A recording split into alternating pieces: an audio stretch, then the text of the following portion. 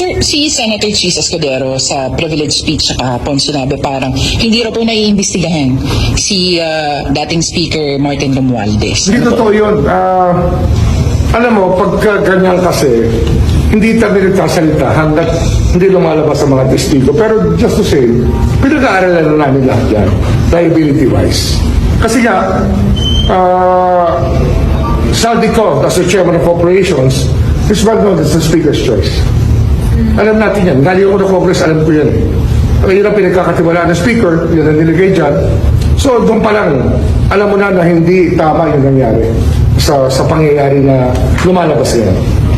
Sir, anong assurance po yung mabibigyan niyo po sa public na syempre ngayon po Wala akong pagsisinungaling dito. It's really, para sa bansa lahat po. Wala akong personal dito. It's beyond friendships. It's beyond school ties or fraternal ties. It's beyond that already kasi ang nakataya rito, taong bayan na talagang yung bansa natin nakataya rito. Hindi natin pwede pabayaan po. So sir, it's safe to say naman, tinitignan talaga natin kung liable ba si dating Speaker Martin. Hindi kasama siya sa mga tinitignan natin talaga na meron pananagutan dito. Ano yan? Kaya pag diagram, yung ginagawa namin diagram, it's a complete diagram.